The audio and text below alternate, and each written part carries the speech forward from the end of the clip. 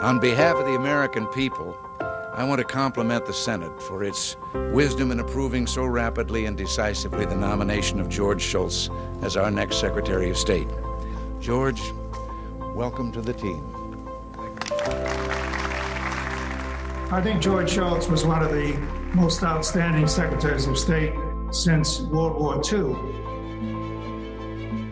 Well, George Shultz was as fine a model of public service as I ever saw over the course of my career in government. I will take these words of yours as my touchstone and foundation as I approach the conduct of this great office. He combined character and integrity with professional skill and intellect and patriotism in a way that created a wonderful role model for my generation of career diplomats. In case anyone hasn't noticed, there's a new face at the table.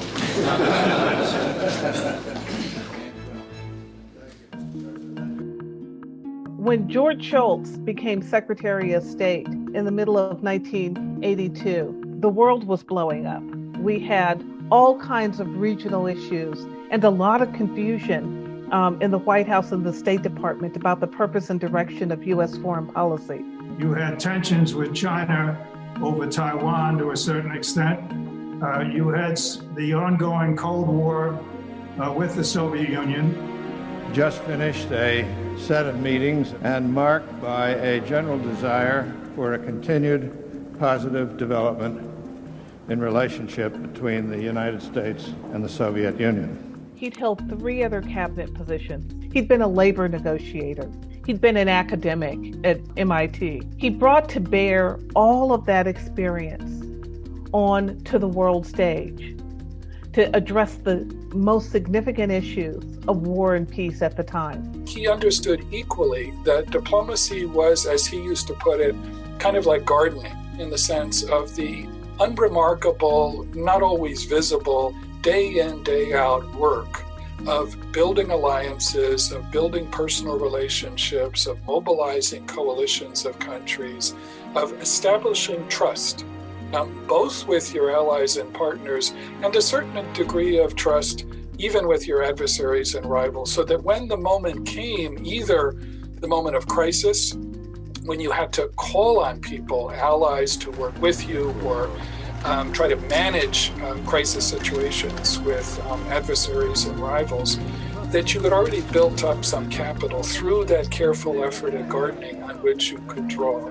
You know, it's easy in hindsight to think that the kind of peaceful end of the Cold War and the ultimate collapse of the Soviet Union was foreordained. This agreement complements our ongoing and promising efforts in Geneva to achieve, for the first time, deep, equitable, and effectively verifiable reductions in Soviet and American nuclear arsenals. His core achievement of expanding the relationship with China beyond just resistance to the Soviet Union and stabilizing relations with Moscow at the same time put us on a course with both those communist giants that still has relevance today.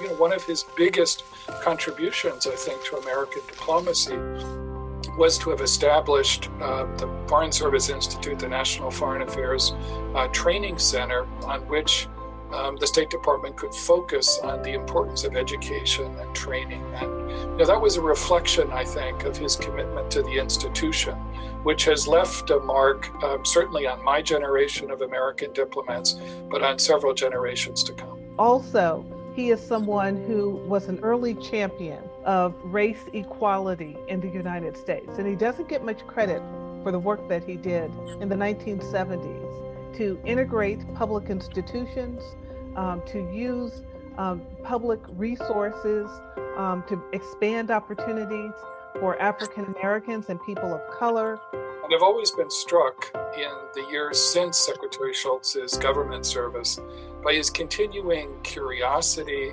about the way in which the world is changing, by his commitment to diplomacy, by his genuine commitment to advancing the interests and the values of the United States. He began again to work on energy issues, to work on technology and policy issues, to continue to think about diplomacy, a deep commitment to a bipartisan foreign policy, to nuclear non-proliferation.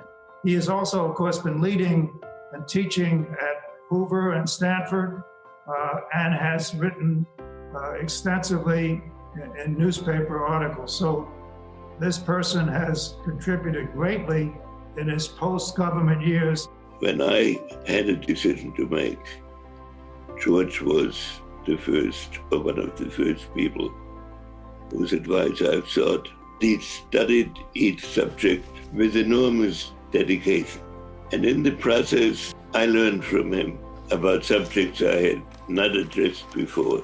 At age 100, Secretary Shultz, I think, is as vibrant and curious as I ever saw him many, many years ago as a young Foreign Service officer. But in the years since then, he's been a powerful voice in trying to call attention to the significance of those issues, to the importance of diplomacy and addressing them. I think George Shultz will have a lasting legacy, but as a public servant, generally, I think he has few peers. Now, 150 years ago, Alexis de Tocqueville detected that spirit when he described Americans as eager for change and self-confident in their ability to master the future. That spirit of adventure, not only our material resources, has brought us into the front rank of nations. The common thread tying together these achievements is a sense of adventure, of experiment, of anticipation of the future. And that's my message. Let's embrace that future with a zest that makes us great. Let's play the winning hand that we hold. Thank you.